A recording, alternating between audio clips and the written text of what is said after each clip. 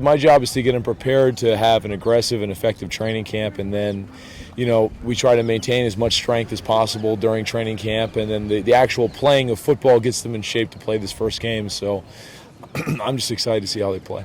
They did good. We tried to throw everything, the kitchen sink, at them.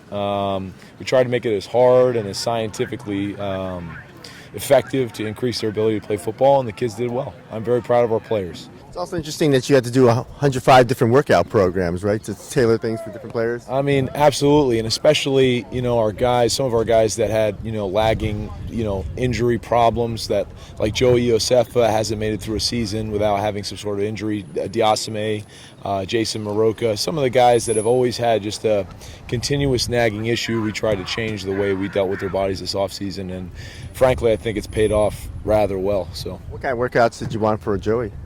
Joey, well, specifically, Joey always seems to strain his hamstring. He's always kind of heavy when he runs, so we tried to get rid of as much fat off his body as possible. We tried to lean him up as much as possible. And then we tried to make him less quad dominant and more glute dominant. It's a really specific kind of exercisey way to put it.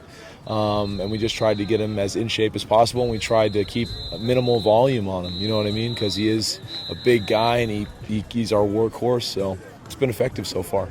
Finally, there were 3 players who excelled in your off-season conditioning program. How tough is it to get an A+? Well, I had a buddy of mine go to Princeton, and he said that at Princeton no one gets an A. So with my strength program, I like to think that no one gets an A, and really no one gets an A+.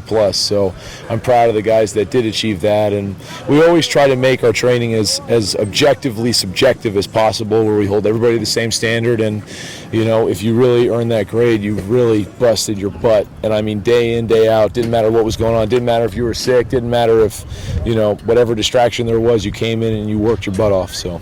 And those 3 were? Oh, do I have to say? I like to keep it a secret. I don't want people to know. I'm proud of a lot of guys. But I think Cody Afusia just absolutely killed it. I think Bo Yap absolutely killed it. I think our quarterback, Ikaika Woosley, absolutely killed it. And even now, as we progressed into camp, I'm just extremely proud of those guys. That's not the list, but those are just some guys off the top of my head that I want to give kudos to.